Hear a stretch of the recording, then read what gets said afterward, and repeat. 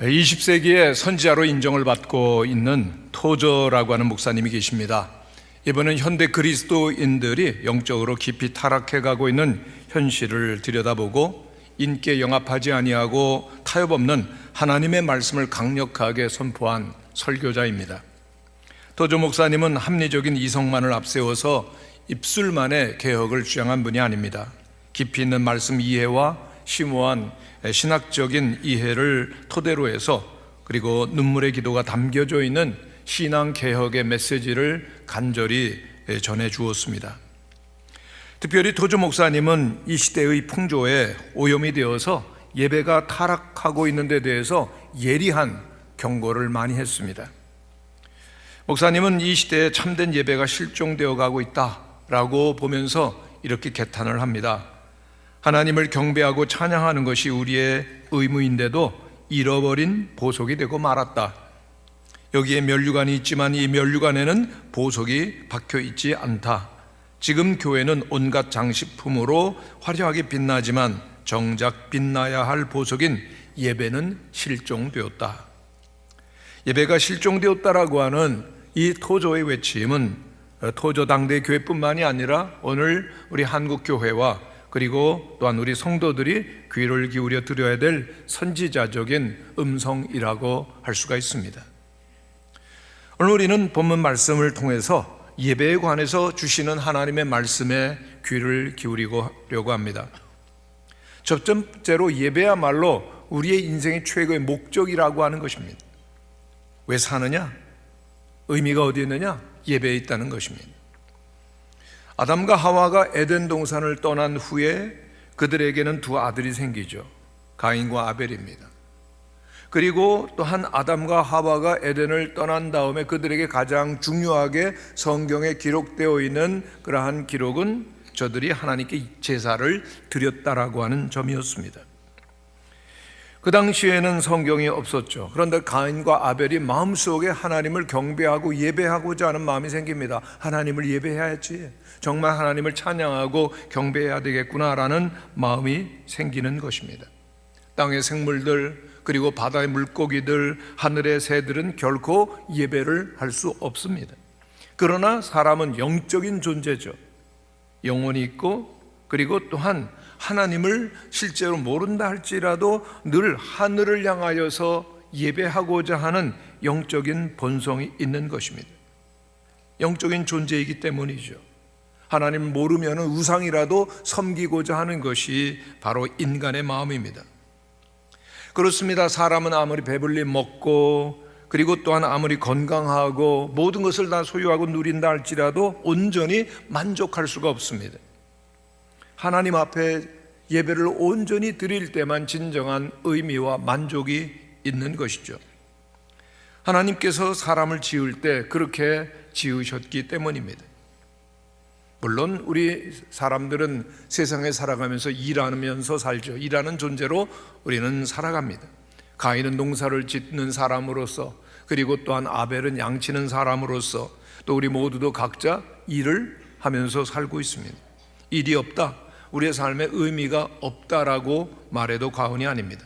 그러나 더 중요한 것은 영적인 의미가, 영적인 그러한 충족이 우리들에게 주어지지 않는다면 결코 우리들은 인간으로서 존재하지 못하는 것입니다. 우리는 마땅히 예배드리는 존재여야 합니다. 구약 성경에서는 제단을 쌓고 그리고 신약 시대에서는 예배를 드렸습니다. 이 예배야말로 우리 인간이 어떠한 존재인가를 가장 정확하게 정의를 해주는 겁니다.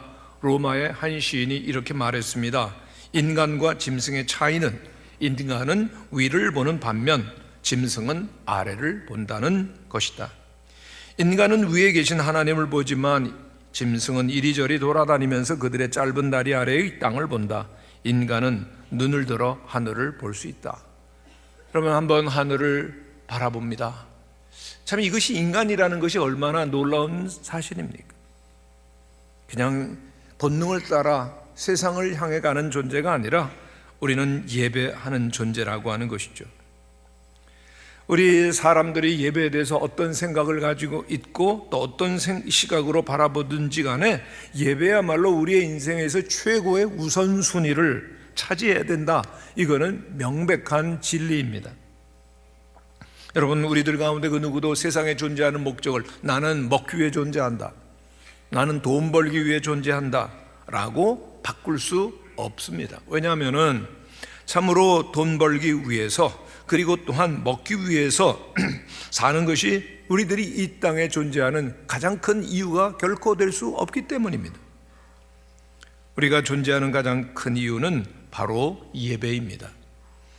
인생의 최고의 목적과 의미가 무엇이지라고 찾고 헤매고 있는 우리 인간들에게 빛을 비추어 주는 것은 바로 성경입니다. 인간의 최고의 목적이 어디에 있느냐? 내가 누구며 무엇을 위해 살 것이냐? 질문에 대답할 수 있도록 돕는 것은 학문이나 지식이나 철학이 아니라 성경입니다. 성경은 인간을 이렇게 말합니다. 하나님께서 우리의 형상대로, 우리의 모양대로 우리가 사람을 만들자라고 말씀하신 후에 하나님의 형상대로 사람을 만드셨다라고 말씀하고 있습니다. 여러분, 인간은 참 이상한 존재입니다. 자기를 닮은 자를 대단히 좋아하죠. 여러분, 자기 닮으면 좋아합니까? 좋아합니다. 그것은 하나님께서 그렇게 만드셨기 때문입니다. 예를 들어 보겠습니다. 여러분, 아이가 태어나면은 갓 태어난 붉은 아이의 얼굴을 아버지는 뚜렷이 쳐다봅니다. 그게 뭘 찾습니까? 얘가 과연 날 어디서 닮았지? 그리고 조금이라도 날 닮으면요, 이야, 날 닮아가지고 이렇게 잘생겼구나. 좋아하는 것, 기뻐하는 것, 인간, 부모의 마음이죠. 여러분, 조금이라도 자기를 닮은 것을 좋아하고 기뻐하는 것은 하나님 마음입니다. 하나님께서는 인간이 하나님을 닮도록 지어주셨어요.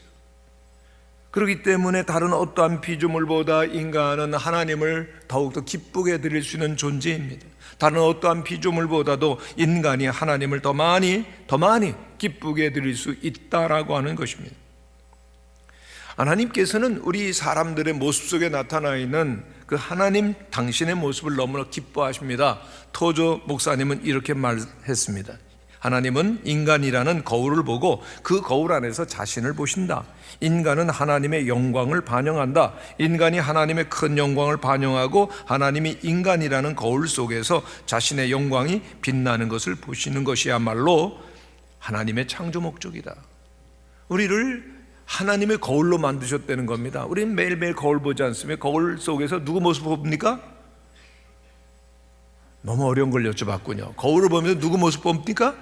내 모습 보는 겁니다. 하나님께서도 인간을 하나님의 거울로 만드셨기 때문에 그 거울 속에서 나타나는 하나님의 모습을 보시고 기뻐하시도록 우리 인간을 지으셨다는 겁니다. 여러분, 한번 따라 하시기를 바랍니다. 나는 하나님의 거울입니다. 정말 우리들은 전능자 하나님의 거울이 되도록 지음을 받았다는 것이죠. 왜 우리를 하나님이 창조하셨느냐? 하나님의 형상을 비추는 거울이 되도록, 그 목적을 이루도록 우리는 이 땅에 태어났습니다. 우리가 하나님을 예배하고 하나님을 즐거워하고 하나님을 영화롭게 하고 또 하나님을 영원히 우리의 소유가 되도록 우리 인간은 지음을 받았습니다. 대단한 존재입니다. 그렇기 때문에 하나님께서 우리를 지으신 것은 늘 하나님을 바라보는 예배를 위하여서, 예배야말로 우리가 존재하는 목적이라고 하는 것입니다. 그러기에 우리의 삶 가운데 예배는 그 무엇보다도 우선되는 것입니다. 그것은 하나님을 향한 우리의 마음이 올바르게 되어야 한다는 것을 의미합니다. 우리가 하나님을 사랑하고 그리고 또한 하나님을 최고로 여기는 사람이라면 우리의 모든 삶도 일도 행동도 올바른 동기 속에서 이루어질 것입니다. 이렇게 우리들이 삶의 우선순위를 바르게 설정하고 하나님을 예배하는 것에 최우선의 가치를 둘 때만 다른 모든 삶의 자리도 그 바르게 되어지는 것입니다. 제가 아는 한 교회가 시험에 들었습니다. 오랜 동안 시험에 들었습니다. 그런데 이상한 것은 주일날 예배를 드리고 나오면은 일주일 내내 그 부부가 싸움을 하는 겁니다. 예배가 드려지지 아니하니까 가정이 어두워지고 부부가 불화하게 되는 경험을 했습니다. 이상합니다. 근데 그 가정의 교회의 문제가 해결되고 화목하게 되니까 일주일 내내 그 부부가 행복했다고 합니다. 하나님께 드려지는 예배가 받아지지 아니하면은 우리의 삶이 뒤틀리고 어두워지고 문제가 있죠. 그렇습니다. 우리가 예배가 아닌 다른 어떤 것에 삶의 우선순위를 둔다면 다른 모든 것까지 다 와르르 허물어지고 마는 것입니다. 일찍이 어거스틴은 먼저 하나님을 사랑하라, 그리고 하고 싶은 일을 하라고 말을 했습니다. 우리가 먼저 온 마음을 다해서 하나님을 사랑한다면 그 다음에는 하나님이 기뻐하시는 일을 하고자 하는, 그래서 자원해서 하나님의 일을 하려고 하는 마음이 생긴다라고 하는 뜻입니다. 히브리서 10장 25절의 말씀을 우리들이 한번 같이 읽겠습니다. 시작. 모이기를 패하는 어떤 사람들의 습관과 같이 하지 말고 오직 권하여 그날이 가까움을 볼수록 더욱 그리하자. 우리는 지금 함께 모였습니다. 왜요? 함께 하나님을 예배드리기 위해서, 그리고 서로의 믿음을 격려하고 그리고 사랑하기 위해 모였는데, 이 일을 게을리하게 되어지면 우리의 믿음은 차츰차츰 침체되는 것입니다. 히브리서 10장이 경계하는 것이 있습니다. 예배를 무시하는 습성을 가진 사람들의 삶 속에는 영적인 침체가 일어날 수밖에 없다는 것입니다. 하나님의 백성들이 함께 모여서 예배를 드리며 교제하며 또한 하나님의 영광을 올려드리는 것을 계속적으로 무시하면 그 삶 속에 영적인 퇴보가 현저하게 나타나는 것입니다. 역사적으로 주일 예배 또 예배 출석을 무시하는 것은 영적인 퇴보의 증상이었습니다. 그리고 신앙을 저버리고 배교하는 사람들의 첫 걸음이 되었던 것입니다. 통계적으로 보면요, 한 달 동안 교회를 안 나간다, 그러면 나중에는 1년 동안 교회를 다니지 아니할 확률이 2배나 높아진다고 합니다. 오늘 우리들이 함께 예배를 드리는 건 작은 일이 아닙니다. 성도들과 함께 예배를 드리지 아니하고 말씀을 듣고 성도 간의 교제를 통하여서 믿음의 격려를 받지 못하고 사랑을 알지 못한다면 영적으로 침몰할 가능성이 점점 높아지는 것입니다. 주일이면은 온전히 정성을 다하여서 성도들이 함께 모여서 예배를 드릴 때 우리는 하나님의 말씀을 듣게 되고 하나님의 권능을 받게 되어지고 주님께서 주시는 꿈과 영감과 그리고 또한 비전을 함께 누리게 될 줄로 믿습니다. 두 번째로, 예배를 드리는 것만이 중요한 것이 아니라 그 예배를 하나님이 받으시는 예배에 이어야 된다는 겁니다. 히브리서 11장 4절의 말씀을 우리 한번 같이 읽어보시면 좋겠습니다. 같이 읽죠. 시작. 믿음으로 아벨은 가인보다 더 나은 제사를 하나님께 드림으로 의로운 자라 하시는 증거를 얻었으니 하나님이 그 예물에 대하여 증언하심이라.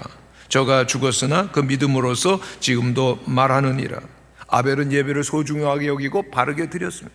그래서 하나님의 은혜와 축복받고 인정을 받습니다. 그러나 가인 예배를 무시합니다. 그래서 하나님께 거부되고 저주를 받은 모습을 우리는 압니다. 대대로 그 가인의 가문이 무너지고 맙니다. 하나님이 우리에게 제일 원하시는 것은 무엇인가 하면요, 우리가 하나님을 향하여 예배를 바르게 드리는 것, 제사를 온전히 드리는 것입니다. 예배를 통하여 하나님을 만나고 은혜를 받을 수 있는 방법은 매우 간단한데요, 사모해야 된다는 겁니다. 여러분, 하나님을 사모하십니까? 시편 107편에 보면은 이런 말씀이 있습니다. 그가 사모하는 영혼에게 만족을 주시며 줄인 영혼에게 좋은 것으로 채워 주심이로다. 믿습니까? 사모해야 된다는 거죠. 목말라야 된다는 겁니다. 그런데 사람들이 하나님을 진정으로 사모하지 아니하고 그리고 예배하지 않는 이유 무엇일까? 한 신학자는 자신을 하나님으로 착각하고 있기 때문이다라고 참 예리하게 지적을 해줍니다. 그러므로 진정으로 하나님을 예배하려고 하면은 내 속에 있는 자아를 온전히 깨뜨리는 작업이 있어야 됩니다. 그만이 진정한 예배가 가능하게 하는 것입니다. 오늘 그 4장에 보면은 가인과 그 재물을 하나님이 받지 않으셨다고 그랬습니다. 한번 따라 하시기를 바랍니다. 가인과 그의 재물을 받지 않으셨습니다. 참 하나님께서는 가인과 그 재물을, 그 제사를 받지 않으셨다고 그랬는데 4장 3절에 보면은 세월이 지난 다음이라고 하는 설명이 이어집니다. 그러니까 하나님께 가인과 제물을 받지 않으시는 일이 그냥 갑작스럽게 일어난 일이 아니었다라고 하는 것입니다. 반복되어진 삶의 그 내용 가운데 시간이 오랜 지난 다음에 어느 날 일어난 일이라는 거죠. 여러분, 그 예배를 드리는 것 가인도 드렸습니다. 아벨도 예배를 드렸습니다. 그들의 삶의 가장 중요한 일부분으로 성경에 나타나 있습니다. 하나님께서는 물론 가인의 제사를 받으셨습니다. 아벨과 그리고 또한 그 제사를 받으셨습니다. 그런데 갑자기 청천벽력과 같은 일이 어느 날 일어나는 겁니다. 하나님께서 가인을 보시고 말씀하십니다. 가인, 난 내 제사를 받고 싶지 않은데? 단호하게 말씀하시는 겁니다. 성경은 말씀하셨습니다. 가인과 그의 제물은 하나님이 받지 아니하신다라고 그랬습니다. 여기에 사람이 먼저 나오는 이유를 우리는 생각해 보아야 됩니다. 여러분, 가인이 하나님 앞에 처음 예배를 드렸을 때 두렵고 떨림으로 예배를 드립니다. 정말 하나님 앞에 감격하면서 사랑으로 감격과 감사함으로 찬양하며 나오던 가인이 세월이 점점 흐르면서 그 예배의 정신을 잃고 예배는 하나의 형식이 되어 갔을 때 하나님 말씀하셨습니다. 가인, 난 내 예배를 받을 수가 없다. 너의 제물도 더 이상 받지 않겠다. 그건 예배가 아니다. 형식이구나. 넌 마음으로 예배를 드리는 것이 아니고 겉모양으로 한 예배를 드리는구나. 그것은 믿음으로 드리는 것이 아니야. 내 속에는 불만이 있고 원망이 있고 분노하면서 예배를 드리기에 나는 그 예물 받지 않겠다. 너와 너의 제물은 내가 거절하겠다. 여러분, 참 너무 놀라운 일이 아닙니까? 충격적인 일이죠. 사람들은 예배를 드리겠다고 예배 자리를 향해서 나오지만은 그러나 하나님의 뜻대로 드리는 예배가 아니라면은 하나님은 그 예배를 받지 않으실 수 있다는 얘기입니다. 하나님이 받으시지 못하는 예배가 있다는 것입니다. 마태복음 7장에 보면은 주님께서 말씀하셨습니다. 그날에 많은 사람이 나더러 이르되 주여 주여 우리가 주의 이름으로 권능을 행하지 아니하였나이까 하리니 그때 내가 그들에게 밝히 말하되 내가 너희를 도무지 알지 못하니 불법을 행하는 자들아 내게서 떠나가라 하리라. 주님의 이름으로 주여 주여 하면서 귀신도 쫓아내고 권능도 행하고 하나님의 사람으로 행세를 했겠지만은 불법을 행하는 자들을 주님께서는 난 널 모르겠다, 나를 떠나가라 그렇게 말씀하시겠다는 것입니다. 그들이 드리는 예배는 안 받으신다는, 그들의 삶을 안 받으신다는 겁니다. 성도 여러분, 사람들은 하나님께 예배를 드립니다 생각하지만은, 그리고 예배를 드리겠지만은 하나님이 그 예배를 받지 않으실 수 있다라고 하는 것은 너무나 놀랍죠. 그냥 예배를 드리면 무조건 하나님 받으시는 것 아닙니다. 받지 않으시는 예배가 있는데 그 예배가 가인의 예배입니다. 하나님은 가인의 예배를 정죄하셨습니다. 그리고 거부하셨습니다. 왜 그렇습니까? 여러 가지 이유가 있겠지만은 가인의 예배는 속죄가 없는 예배였습니다. 가인은 속죄 피가 없는 제물을 하나님께 올려드린 겁니다. 그런 때가 되니까 내가 창조주 하나님께 예배를 드릴 때가 됐네. 그리고 하나님께 나갔을 것입니다. 그의 농장에서 풍성하게 열매를 맺은 곡식을 맺은 알곡을 가지고 하나님께 드렸을 것입니다. 그때 하나님이 질문했을 거예요. 가인 피는 어디 있지? 가인은 피가 무슨 말씀입니까? 무슨 피죠? 하나님 그에게 말씀하십니다. 너는 죄인이 아니냐? 그렇기 때문에 내게 나올 수 없다. 네가 나에게로 나오려고 하면은 반드시 너를 위한 속죄의 죽음이 필요한 것이란다. 이미 아담을 통해서 들려주셨던 말씀이었을 것입니다. 그러나 그것을 잊어버리죠. 가인은 그 말씀을 이해를 못한다고 생각하면서 하나님께 말씀드렸을 것이면 하나님 저 죄를 제가 무슨 죄를 졌다는 겁니까? 나는 내 죄를 모릅니다. 나는 그냥 단지 하나님께 예배드리기 위해서 예물을 가져왔을 뿐인데요. 하나님은 그 예배를 안 받으셨습니다. 가인의 예배는 속죄의 피가 없는 예배였기 때문입니다. 성도 여러분, 우리가 하나님이 어떤 분이신지를 모를 때, 내가 누구인지를 모를 때 사람들은 가인의 예배를 드리는 것입니다. 하나님이 받으실 만한 예배를 드린다라고 하면은 하나님이 어떤 분이신지를 알아야 될 것입니다. 내가 누구인지를 알아야 되죠. 그런데 가인은 자신을 몰랐습니다. 하나님을 제대로 알지를 못했습니다. 그렇기 때문에 잘못된 예배를 드렸던 것입니다. 그는 하나님 사랑이시니 죄를 대수롭게 여기지 아니하실 거야 라는 생각을 가졌을 것입니다. 가인처럼 생각하는 분들이 참 많아집니다. 실제로 하나님과 어떠한 관계도 갖지 못하고 있으면서도 자신들은 하나님의 사람이다, 하나님과의 관계가 있을 것이라고 착각하는 겁니다. 가인은 내가 하나님께 속해 있다는 생각을 했기 때문에 중보자 없이도 하나님께 나는 제사를 드릴 수 있다라고 하는 생각을 가지고 열매를 곡식을 드렸던 것입니다. 그러나 실상 어떻습니까? 가인은 죄인이었습니다. 죄가 그의 문 앞에 엎드리고 있었습니다. 하나님에게서 그는 마음으로 떠나 있었습니다. 성도 여러분, 가인의 예배를 드리는 자들은 정말 죄의 심각성을 모릅니다. 죄를 과소평가하는 것입니다. 그러나 여러분, 죄만큼 심각한 문제가 없습니다. 하나님은 죄를 결코 기뻐하지 않으십니다. 하나님은 죄를 미워하십니다. 왜냐하면 죄 때문에 세상에 죽음이 오고 고통이 오고 슬픔이 가득해졌기 때문입니다. 죄 때문에 사람들은 삶 가운데서 하나님을 예배해야 된다는 목적을, 의식을 잃어버리고 세상만을 향해 따라가는 것입니다. 그러나 성도 여러분, 여기에 기쁜 소식이 있습니다. 하나님께서는 하나님의 형상대로 지은 우리 인간을 포기하지 않으셨다는 것입니다. 하나님께서는 당신의 백성들 가운데서 영광을 받기를 원하시고 또 이들이 하나님을 즐거워하며 영원히 하나님의 백성 되기를 원하셨습니다. 그래서 하나님 무슨 일을 하십니까? 독생자 예수 그리스도를 이 땅에 보내셨습니다. 예수님은 인간으로 성육신하셔서 인간의 몸을 입고 우리 가운데 오셨고, 예수님은 하나님께서 뜻하신 대로 십자가를 지시기로 선택하십니다. 사람들은 예수님을 십자가에 못 박습니다. 예수님께서는 십자가에서 6시간 동안 피와 땀을 쏟으시다가 결국 숨을 거두셨습니다. 그런데 바로 이때 인간의 모든 죄가 사함받는 구속이 이루어진 것입니다. 십자가에 돌아가신 예수님께서는 죽은 자 가운데서 사흘 만에 다시금 살아나셨습니다.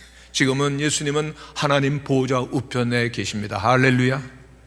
주님께서는 이제 하시는 일이 당신의 백성들을 한 사람 한 사람 하나님께로 되돌리시는 일을 하는 것입니다.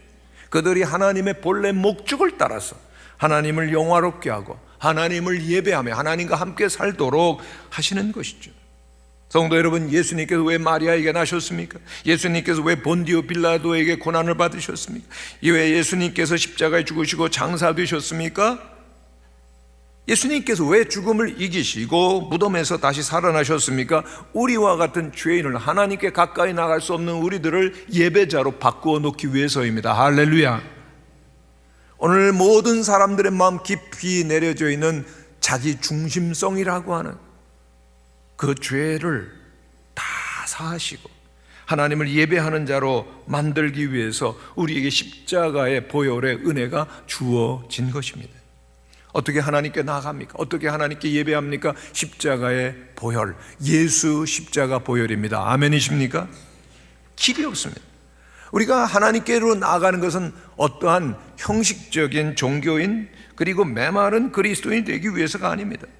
하나님께 나아가는 것은 하나님의 생명을 받고 독수리의 날개치며 올라감 같은 생명을 가진 그리스도인이 되기 위해서입니다. 그렇다면 예배를 온전히 드려야 되는데 예수 그리스도의 십자가의 보혈을 의지하시고 마음과 영을 다하여서 거룩함 가운데 하나님을 예배하는 우리 모든 성도들이 되시기를 축원합니다. 세 번째로, 하나님께서 받으시는 예배는 우리의 몸과 삶으로 드리는 예배입니다. 하나님께서 가인과 그 제물을 받지 않으신지라 말씀했죠. 여러분, 제물도 귀하죠. 그러나 제물보다 더 귀한 것은 사실은 제물을 드리는 그 사람입니다. 그 사람, 곧 그가 어떻게 살고 있느냐, 어떻게 일하고 있느냐, 그게 중요하다는 것입니다. 오늘 우리들이 날마다 살아가는 삶, 일에는 놀라운 목적이 있음을 우리는 알아야 됩니다. 예수님께서 52개의 비유를 말씀해 주셨는데 그 중에 43개가 일터와 관련이 있습니다. 복음서에 보면 예수님께서 132회 등장하시는데 그 가운데 122회가 어디 있냐? 성소, 성전 아니었습니다. 전부 일터였습니다. 오늘 우리들은 그런데 일과 믿음, 일과 영성을 분리해서 생각할 때가 얼마나 많은지 모릅니다. 더그 스파더라고 하는 사업가가 월요일 아침에 무신론자라고 하는 책을 썼습니다. Monday Morning Atheist라는 책입니다. 이분은 교회에서 배운 거 그대로 살아보려고 힘썼습니다만 결국은 실패했어요. 영적으로 좌절했습니다. 그리고는 일에만 전념하다가 결국은 가정이 무너질 뻔하는 매우 힘들어지는 경험을 하죠. 하나님께 은혜를 주셔서 가정이 다시 회복이 됩니다. 그 다음에는 깊이 생각하게 됩니다. 야, 내가 세상에서 일하는 목적이 뭘까? 그리고 일터에서 종사하는 동료들을 볼 때 얼마나 영적으로 메마르고 힘들게 살아가는지를 보았습니다. 무엇이 중요한가? 그리고 그는 일터에서 일하는 사람이기 때문에 일에 대한 성경적인 가르침을 많이 연구해봐요. 중요한 사실을 한 가지 알게 됩니다. 그것은 일이 실제 예배 행위라고 하는 성경의 가르침이었습니다. 일이 실제 예배이다라고 하는 것을 깨닫게 된 것입니다. 많은 사람들은 생각합니다. 왜 우리가 이렇게 땀 흘리며 고통스럽게 일하느냐? 아담과 하와가 범죄한 다음에 우리에게 주어진 저주요 그리고 형벌이다. 너무 잘못된 것입니다. 그건 거짓말입니다. 여러분, 우리 사람은 깨어있는 시간에 60% 이상을 일을 하면서 삽니다. 근데 그 일이 저주라고 생각한다면 하나님께서 우리에게 주시고자 하는 축복과 형통을 받을 수 없어요. 그냥 교회에 와서 예배드리는 그 영적인 시간을 가지기 전까지 일터에서 막 일을 막 싫어도 힘들어도 견디며 버티며 살아가는 저주가 계속되는데 그것은 바로 사탄의 전략이고 거짓말입니다. 하나님은 우리에게 복을 주시되 일터를 통해서, 일을 통해서 복을 주시고 형통케 하시는 것입니다. 여러분, 성경에 보면은 창세기 2장 15절에 여호와 하나님이 그 사람을 이끌어 에덴 동산에 두고 그것을 경작하며 지키게 하시고라고 하는데, 이 에덴 동산 경작하다라고 하는 말이 영어로는 work입니다. work, 일을 하다라는 얘기예요. 경작하다. 그리고 히브리어는 아보다라고 하는 단어를 쓰고 있습니다.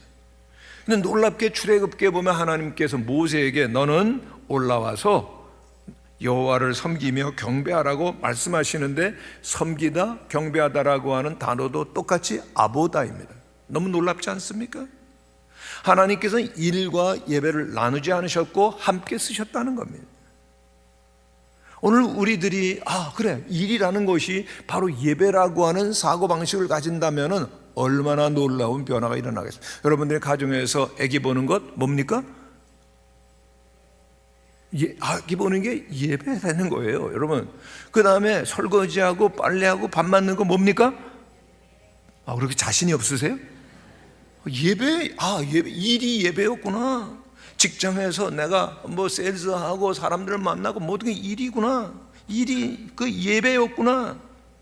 우리의 삶이 얼마나 놀랍게 변화가 될까요? 예배 시간만 하나님께 함께하는 것이 아니라 일터에서도 하나님께 하면 예배드리네. 우리의 삶과 일이 구체적으로 사람들에게 예수 그리스도를 나타낼 수 있는 증거의 기회가 되는 것이죠. 여러분, 일반적으로 한 사람이 일주일, 주 5일 동안 만나서 영향을 끼칠 수 있는 사람이 25명에서 30명이 된다고 합니다.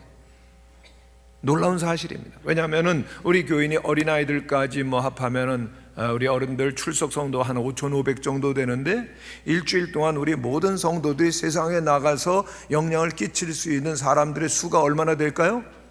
15만 명입니다. 여러분, 놀라질 않으시네요? 우리 무학교의 성도들을 통해서 일주일에 15만 명이 우리 서울 인구의 적어도 1%가 영향을 받게 되는 것입니다. 우리들이 그들에게 선한 그리스도인의 영향력을, 예배자의 영향을 끼친다면 이 사회 속에 어떠한 변화가 일어나겠습니까? 월요일 아침에 무신론자라고 하는 쓰는 책을 쓴 더그 스파더의 부인은 소아병원에서 일어난 간호원이었답니다. 그 일을 하는 기간 동안에 아내를 자세히 관찰했더니 너무 놀랍더래요. 그 누구도 할 수 없는 일을 하더라는 얘기예요.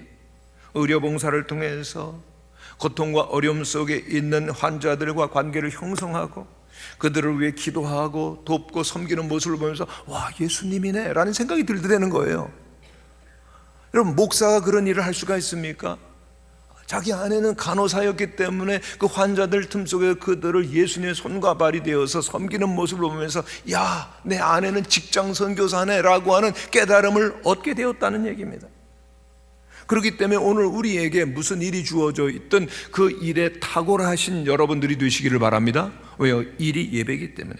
한번 따라 하시기를 바랍니다. 나의 일이 나의 예배입니다. 믿습니까? 너무 놀랍지 않아요? 그런데 우리가 일터에서도 예배자로 살기 위해서는 한 가지, 하나님으로부터 계속 영적인 공급을 받아야 되는 겁니다. 더그스 바다는 전기 스위치를 예를 들었습니다. 그래서 저도 한번 가져왔어요. 찾느라고 아주 혼났습니다. 우리가 이게 이제 전기 스위치라고 한번 생각해 주시기 바랍니다. 사실은 차단기인데요. 전기 스위치, 소리가 딱딱 나야 되기 때문에. 잘 들리죠? 여러분, 우리가 하나님으로부터 영적인 공급을 받으려고 하면은 여기 접지단지가 있는 것처럼 이 접지단지가 진리에 연결되고 성령에 연결되고 우리의 마음의 스위치가 이 소리가 딱 하고 켜져야 되는 겁니다. 여러분, 오늘 우리들은 예배 시간에 오면은 우리들은 이 스위치를 딱 킵니다. 하나님은 성전에 계시니 만물은 그 앞에 잠잠할지어다. 그리고 축도가 끝나면 아멘하고 딱 끄고서는 집으로 갑니다. 직장으로 갑니다. 그러니까 일주일 내내 우리들은 무신론자로 사는 거예요. 여러분, 이 스위치는요, 직장에서도 가정에서도 계속 틀어져 있어야 되는 겁니다. 아멘이십니까? 여러분, 많은 분들이 얘기합니다. 우리 주일 예배가 끝났습니다. 할렐루야. 이제는 다음 주일 만납시다. 딱 끄면은 무신론자가 되는 겁니다. 그러면 서로 싸우고 그리고 또 불화하고 거짓말을 할 수도 있는 것이죠. 월요일부터 토요일까지 무신론자로 지내다가 주일날 와서 드리는 예배를 하나님이 받으실까요? 가인과 그 제물은 못 받으시는 것처럼 못 받으시는 겁니다. 일터에서도 전기 스위치를 켜고서 일하며 살 수 있게 되시기를 바랍니다. 하나님께서는 당신의 아들 예수님을 이 땅에 보내시고 몫으로 일을 하게 하시죠. 왜 하나님께서는 아들을, 그 존귀한 아들을 세상에 천한 일을 하게 하십니까? 왜 설교 연습하고 그리고 또한 병을 고치시고 전도 훈련하라고 말씀하지 않으시고 그냥 30년 동안 아버지에게 순종해서 몫으로 살게 하십니까? 분명한 것은 하나님 아버지께서는 예수님께서 목공으로 일하실 때도 사랑하셨고 기뻐하셨고, 예수님께서 인류의 죄를 대신하여서 그 나무를 지고 갈보리로 가셨을 때도 동일하게 기뻐하셨습니다. 성도 여러분, 오늘 우리들이 무슨 일을 하든지 어디에 있든지 무슨 직업을 가지고 있든지 그러므로 성실하게 하는 것이 중요합니다. 왜요? 하나님은 우리의 일도 예배로 보시기 때문입니다. 예수님의 제자들 모두가 일을 가지고 있었습니다. 업으로, 세리로 일을 갖고 있었습니다. 그렇기 때문에 오늘 우리가 예배를 마치고 월요일 날이 되어서 출근할 때 우리는 또 다른 하나의 교회로 나가는 것이고, 그리고 주일날 우리가 드리는 교회 예배가, 그리고 우리 무학교회가 진짜인지 아닌지가 일터에서 판가름이 나는 것입니다. 우리의 이 일이 바로 예배의 연속입니다. 미국의 역사에 있었던 가장 위대한 영적 대각성은 실제로 시장에서 시작되었고 시장에서 지속되었다고 합니다. 1857년 제레미야 렌피어라고 하는 사람이 있었는데, 이분은 그 당시 공황이 옵니다. 경제가 파탄이 되죠. 철도가 파산이 되고 그리고 사회가 엉망이 되고 경제가 무너졌을 때 교회에서 마침 그를 직장 선교사로 임명을 했어요. 평범한 직장이었는데 그는 잘할 수 있는 일을 하게 됩니다. 뉴욕 월스트리트 한 블록 떨어진 곳에 일을 시작했는데 그는 포스터를 제작해가지고 뉴욕 시내 곳곳에 붙였습니다.